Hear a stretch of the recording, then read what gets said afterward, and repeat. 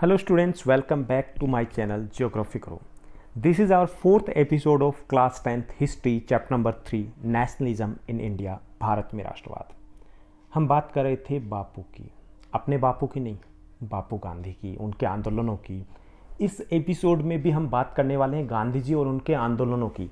हम बात करने वाले हैं एक बहुत महत्वपूर्ण आंदोलन की जो उस वक्त का सबसे बड़ा आंदोलन था, सबसे बड़ा जो पूरे देश में फैला था, असहयोग आंदोलन। असहयोग आंदोलन के विभिन्न पहलुओं को जानेंगे। आज के हम एपिसोड में हम बात करेंगे असहयोग आंदोलन के उद्देश्य क्या थे, क्यों शुरू किया गया, क्या क्या हुआ, क्यों वापस लिया गया। ये सब कुछ हम इस चैप्टर में, इस एपिसोड में हम जानने की कोशिश करेंगे। चलिए हम शुरुआत करते हैं आज के एपिसोड की। सबसे पहले हम जानने की कोशिश करेंगे असहयोग आंदोलन या नॉन कोऑपरेशन मूवमेंट, उसके उद्देश्य क्या थे, क्यों शुरू किया गया। तो इसकी शुरुआत की नींव अगर हम देखें तो गांधी जी के मन में बहुत पहले से तय था कि हमें एक देशव्यापी आंदोलन शुरू करना है। थोड़ा सा फ्लैशबैक में अगर जाएं तो 1909 में गांधी जी ने एक पुस्तक लिखी थी, एक बुक लिखी थी जिसका नाम था हिंद स्वराज। उस पुस्तक में गांधी जी ने बताया था कि ये अंग्रेज जो हमारे देश में टिके हुए हैं, ये टिके हुए हैं क्योंकि हम सहयोग करें उनका। ये मुट्ठी भर अंग्रेज इसीलिए हमारे देश में क्योंकि हम इनका सहयोग कर रहे हैं। अगर हम सहयोग करना बंद कर दें तो एक साल में बोरिया बिस्तर लेकर के इनको भागना पड़ेगा, ऐसा गांधी जी ने कहा। अब उसी उद्देश्य से गांधी जी ने असहयोग आंदोलन है उसकी शुरुआत की यहाँ पर। हालांकि एक साल में वो गए या नहीं गए ये हम समझने की कोशिश करेंगे, या हम आज़ाद हुए या नहीं हुए। नेचुरली हम आज़ाद हुए तभी तो हम बैठे हैं, और वो नहीं गए और आपका सिलेबस और लंबा हो गया। तो क्यों नहीं गए, क्या क्या हुआ, ये सब कुछ अब जानते हैं। सबसे पहले हम उद्देश्यों की बात करते हैं, क्यों शुरू किया गया था ये आंदोलन। तो इसके उद्देश्य थे, पहला खिलाफत आंदोलन का समर्थन करने के लिए। खिलाफत आंदोलन था 1920 में शुरू किया गया था, तुर्की के सुल्तान के समर्थन में, अंग्रेज़ों के विरोध में। और गांधी जी चाहते थे कि मुस्लिम ब्रदर्स हैं उनको हेल्प की जाए, उनका सपोर्ट किया जाए, तो उसके लिए ये आंदोलन शुरू किया गया। दूसरा था असहयोग आंदोलन की शुरुआत का कारण, वो था हिंदू मुस्लिम एकता को बढ़ावा देना। गांधी जी को लगा ये गोल्डन अपॉर्चुनिटी है, सुनहरा मौका है। अगर हम खिलाफत आंदोलन को सहयोग देंगे तो हिंदू मुस्लिम एकता स्थापित होगी, जो देश के लिए बहुत ज़रूरी है, अंग्रेज़ों के खिलाफ संघर्ष के लिए बहुत ज़रूरी है। तीसरा स्वराज की मांग। स्वराज की मांग, स्वराज का अर्थ है सेल्फ रूल। तो स्वराज की मांग तो उस वक्त एक उद्देश्य था ही था। ब्रिटिश नीतियों का विरोध करना भी इस आंदोलन का एक उद्देश्य था, क्योंकि ब्रिटिश नीतियाँ जन विरोधी नीतियाँ थी, आम लोगों की विरोधी नीतियाँ थी। आम लोग बहुत ज़्यादा तंग थे उनसे, और 1919 में ही रोलेट एक्ट लाया गया था। तो इस प्रकार की जो नीतियाँ थी उसका विरोध करना भी इस आंदोलन का एक उद्देश्य था। तो ये उद्देश्य थे कि क्यों इस आंदोलन की शुरुआत हुई थी। अब हम जानने की कोशिश करेंगे कि इस आंदोलन में हुआ क्या, कौन कौन सी घटनाएं घटित हुई, कैसे आंदोलन जन आंदोलन बन गया, कैसे लोग इस आंदोलन से जुड़ते गए। ये आंदोलन देशव्यापी आंदोलन था, पूरे देश के हर कोने से लोगों ने भाग लिया था इसमें। केवल बच्चों ने नहीं बल्कि महिलाओं ने, बड़ों ने, बुजुर्गों ने, सभी ने भाग लिया था। महिलाओं की संख्या थोड़ी कम थी। अब इसमें मुख्य घटनाएं क्या क्या घटित हुई, इंपॉर्टेंट क्वेश्चन भी बन रहा है आपके लिए। हजारों लाखों की संख्या में स्टूडेंट्स जो थे उन्होंने स्कूल कॉलेज जाना बंद कर दिया। जो टीचर्स थे उन्होंने इस्तीफ़ा दे दिया, वो भी आंदोलन में कूद पड़े। वकीलों ने अपनी लीगल प्रैक्टिसेस को छोड़ दिया और अदालतों का बॉयकॉट कर दिया। मद्रास को छोड़ करके सभी प्रांतों ने परिषद चुनाव, जो काउंसिल इलेक्शन होने वाले थे जिनकी घोषणा हुई थी, उसका बहिष्कार कर दिया। विदेशी वस्तुएं हैं उनका भी बहिष्कार कर दिया, विदेशी वस्तुओं को प्रयोग करना बंद कर दिया। लोगों ने खादी पहनना शुरू कर दिया, स्वदेशी वस्तुओं को अपना लिया। शराब की दुकानें हैं उनकी तालाबंदी की गई, उनके बाहर धरना प्रदर्शन शुरू कर दिया गया। यानी जो जो विदेशी वस्तुएं थीं उन सब का विरोध शुरू हुआ। विदेशी कपड़े हैं उनकी होली जलाई गई। विदेशी कपड़ों को लेकर के एक विरोध आंदोलन शुरू किया गया और लोगों ने दोबारा से स्वदेशी कपड़े पहनने शुरू कर दिए, जिससे खादी उद्योग को काफ़ी ज़्यादा बढ़ावा मिला था इस आंदोलन के बाद। इसके साथ साथ कई स्थानों पर व्यापारियों ने भी विदेशी वस्तुओं में व्यापार करने से मना कर दिया, कि उन्होंने भी विदेशियों के साथ या विदेशी वस्तुओं का व्यापार करना बंद कर दिया, और विदेशी व्यापार में काफ़ी ज़्यादा कमी आती है। तो ये थे कुछ मुख्य घटनाएं। आप इसमें ऐड भी कर सकते हो कि ये देशव्यापी आंदोलन था, इसमें सभी वर्गों के लोगों ने भाग लिया, सभी देश के कोने कोने से लोगों ने भाग लिया। इसमें पहली बार सभी आयु वर्ग के लोगों ने भाग लिया, और उसके बाद अन्य विरोध प्रदर्शन है वो आप बता सकते हो। और यही उत्तर आपका रहेगा अगर क्वेश्चन पूछा जा सकता है कि कैसे ये जन आंदोलन बना, तो हमें ये बताना कि क्या क्या हुआ था, किस तरीके से सभी वर्गों के सभी समूहों के लोगों ने इसमें बढ़ चढ़ के भाग लिया था। तो ये था कि इस आंदोलन के दौरान क्या क्या हुआ। अब आगे हम जानने की कोशिश करेंगे कि यह आंदोलन धीरे धीरे कमज़ोर पड़ गया था, खास तौर पे शहरों में। अब इतने जोश से शुरू हुआ और उसके बाद धीमा पड़ गया, क्या कारण रहे, चलिए पता लगाते हैं। शहरों में इस आंदोलन के धीमा होने का एक बड़ा कारण जो मुझे समझ में आता है, जो आपके एनसीईआरटी में नहीं दिया गया, तो वो एक कारण तो मुझे ये समझ में आता है कि शुरुआत में शहरों से शुरुआत हुई थी और उसके बाद आंदोलन गाँव की तरफ फैल गया, इसलिए शहरों में वो जोश थोड़ा ठंडा पड़ गया था। इसके अलावा और भी बहुत से कारण थे। पहला जो कारण था कि खादी का कपड़ा जोश में पहनना शुरू कर दिया था, लेकिन खादी महंगा होता था, गरीब लोग इसे लंबे समय तक अफोर्ड नहीं कर सकते थे। उन्होंने वापस फैक्ट्री का बना कपड़ा पहनना शुरू कर दिया और आंदोलन कमज़ोर हो गया, क्योंकि विदेशी कपड़े, जो विदेशी सामान का बहिष्कार था, एक मूल हिस्सा ये था आंदोलन का। लोगों ने वापस जब विदेशी वस्तुएं प्रयोग करना शुरू कर दिया, कपड़ा पहनना शुरू कर दिया, तो कमज़ोर पड़ना ही था। दूसरे ये था कि ब्रिटिश शिक्षण संस्थाओं का हमने बहिष्कार कर दिया, बॉयकॉट कर दिया, हम नहीं जाते। बच्चे घर पे रहने लग गए। खुश थे बच्चे कि चलो स्कूल नहीं जाना पड़ रहा, ऐसा नहीं है, खुश नहीं होंगे, क्योंकि देश के लिए उन्होंने एक अपनी योगदान देने का प्रयास किया था बहिष्कार करके।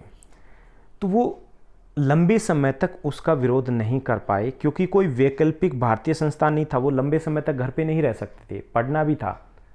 वापस उनको कहाँ जाना पड़ा? उन्हीं सरकारी स्कूलों में। टीचर भी वहीं जाने शुरू हो गए।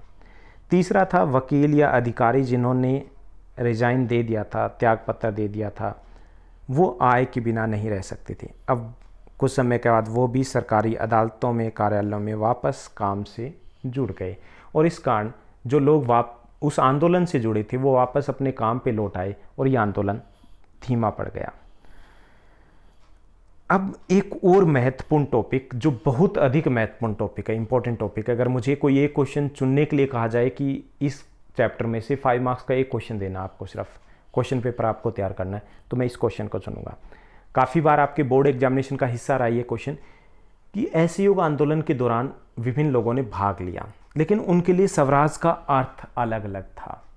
यानी भाग ले रहे थे, लेकिन उनके लिए स्वराज का अर्थ के अलग अलग मायने निकाले गए थे। वो क्या थे?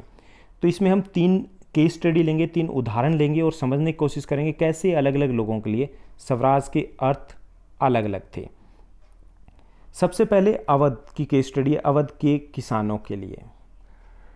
अवध में किसानों का आंदोलन चलता, जब असहयोग आंदोलन चल रहा होता, तो वहाँ पर उसका नेतृत्व किया था बाबा रामचंद्र ने।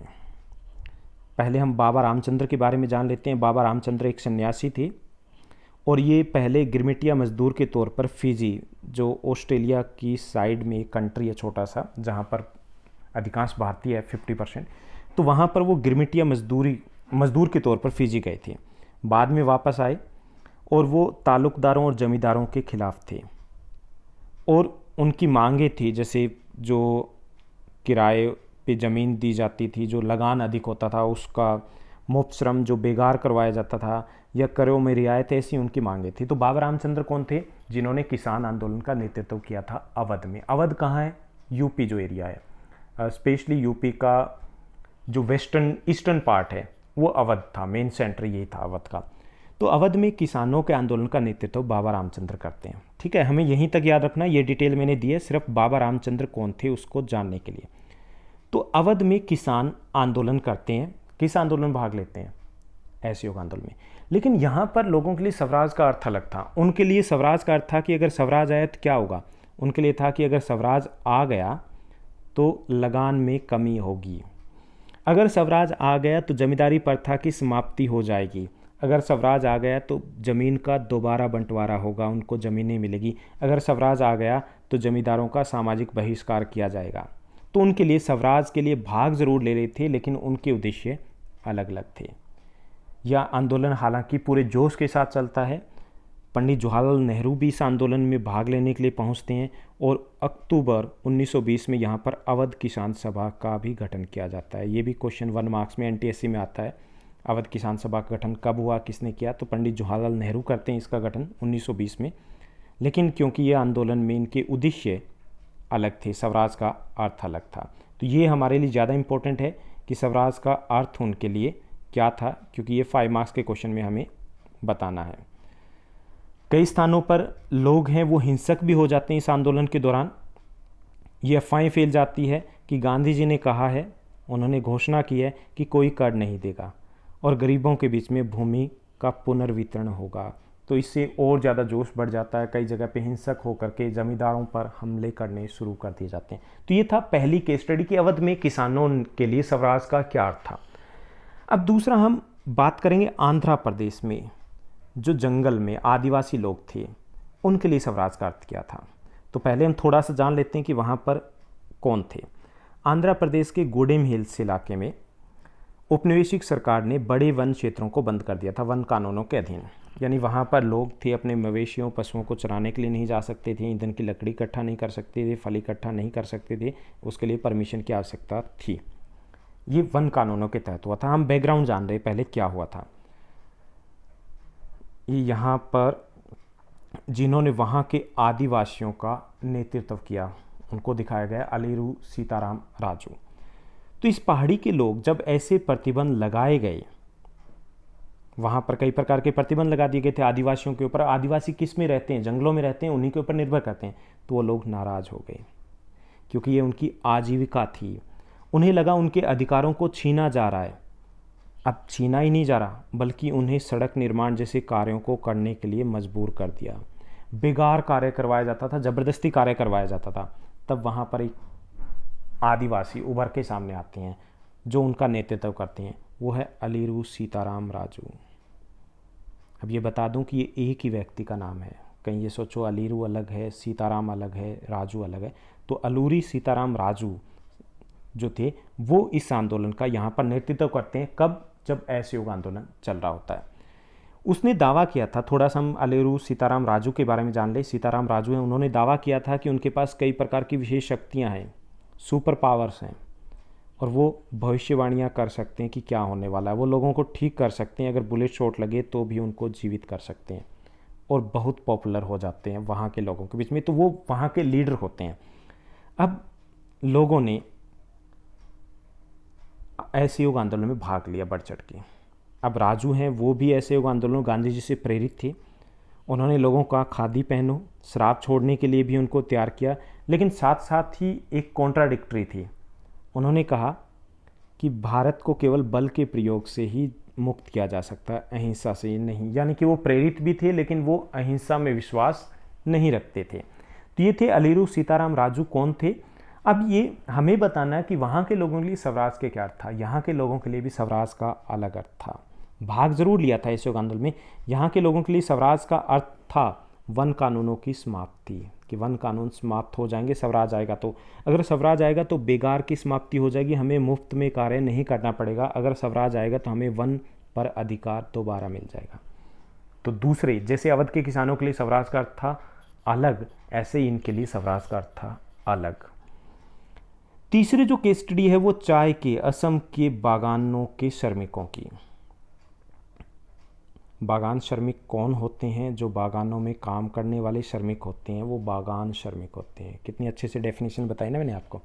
यानी बागान होते हैं जो बड़े बड़े आकार के खेत होते हैं, वो बागान होते हैं जहाँ एक ही प्रकार की फसल लगाई जाती है।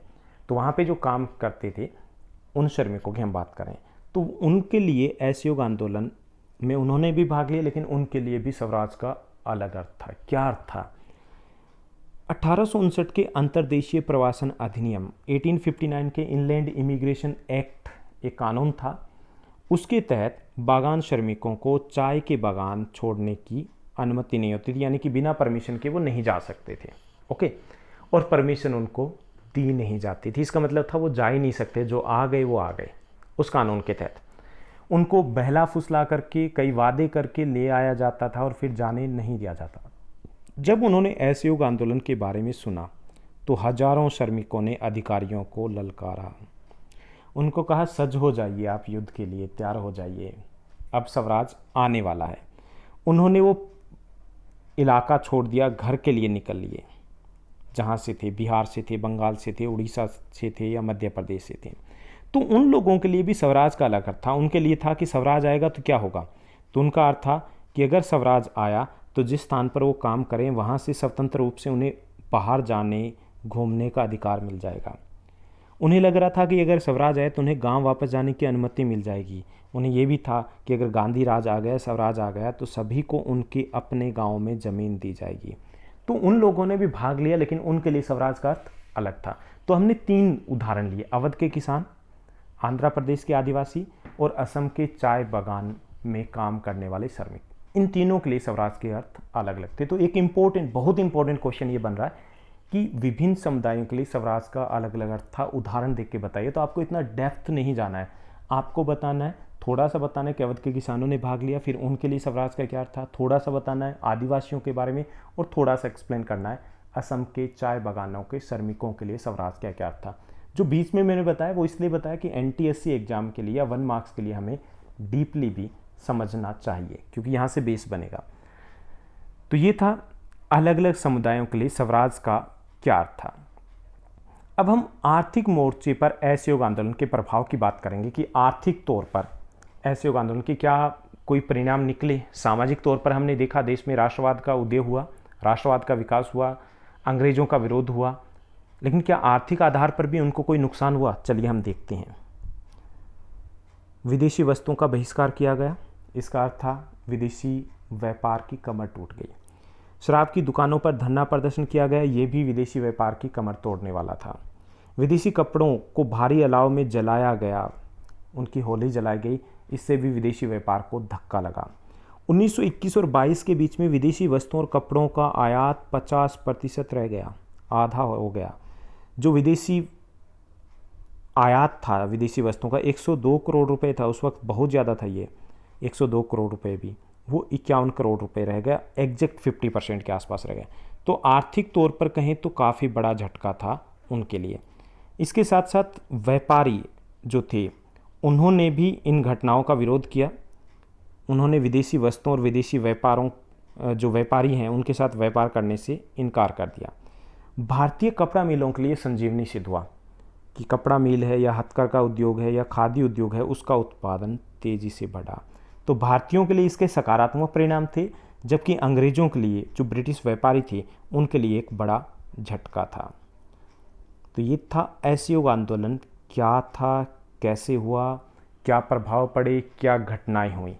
अब ये कि आंदोलन वापस क्यों लिया गया, सोचने वाली बात है। बहुत अच्छा चल रहा था, सब कुछ चल रहा था, लेकिन एक घटना घटित होती है।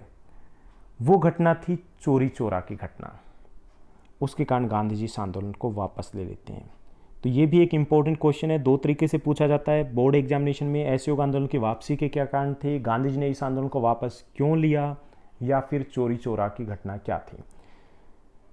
चोरी चोरा की घटना, गांधी जी ने महसूस किया कि आंदोलन कई स्थानों पर हिंसक हो रहा है। जैसे कि चोरी चोरा की घटना थी, वहाँ पर आंदोलन हिंसक हो गया। क्या थी कि फरवरी 1922 में चोरी चोरा, कहाँ ये यूपी में है, गोरखपुर के पास है। लगभग हम ऊपर की साइड में कहें तो ये यूपी के नॉर्थ ईस्ट डायरेक्शन में आ जाता है। तो वहाँ पर गोरखपुर के पास चोरा चोरी नामक स्थान पर फरवरी 1922 में भीड़ हिंसक हो जाती है और एक पुलिस स्टेशन को आग लगा देती है। उसमें 22 पुलिस वाले जिंदा जल के मारे जाते हैं। गांधी जी हिंसा के खिलाफ थे, वो अपने धर्म पर अडिग थे। वो नहीं चाहते थे कि हिंसा का प्रयोग करके, उसका सहारा लेकर के हम कोई फ़ायदा उठाएं। तो इसलिए उन्होंने इस हिंसा के खिलाफ थे। तो उन्होंने महसूस किया कि सत्याग्रही है अभी संघर्ष के लिए तैयार नहीं है, उनको प्रशिक्षित करने की आवश्यकता है। और इस घटना के बाद उन्होंने असहयोग आंदोलन को वापस लेने का फैसला लिया। तो ये 2 क्वेश्चन बनेंगे, चोरी चोरा की घटना क्या थी या असहयोग आंदोलन को वापस क्यों लिया गया। तो ये था सब कुछ असहयोग आंदोलन के बारे में, क्या था, कैसे हुआ, क्यों हुआ, क्या परिणाम निकले और क्यों वापस लिया गया। उम्मीद करता हूँ आपको अच्छे से समझ में आया होगा, बहुत अच्छे से आप पढ़ रहे होंगे, बहुत मेहनती हो, सभी बहुत आगे जाओगे। तो आप ऐसे ही पढ़ते रहिए, साथ में बने रहिए। इस चैप्टर में, इस सेशन में अभी इतना ही, कुछ आगे एपिसोड और रहते हैं, 3 एपिसोड, जिसमें हम कुछ और टॉपिक के बारे में बात करेंगे। अगर आपको हमारे लेक्चर वीडियोस अच्छे लग रहे हैं तो लाइक कीजिए, शेयर भी कीजिए, और सब्सक्राइब कर लिया है तो अच्छी बात है, नहीं किया तो सब्सक्राइब कीजिए। Thank you, bye bye, take care, have a nice day.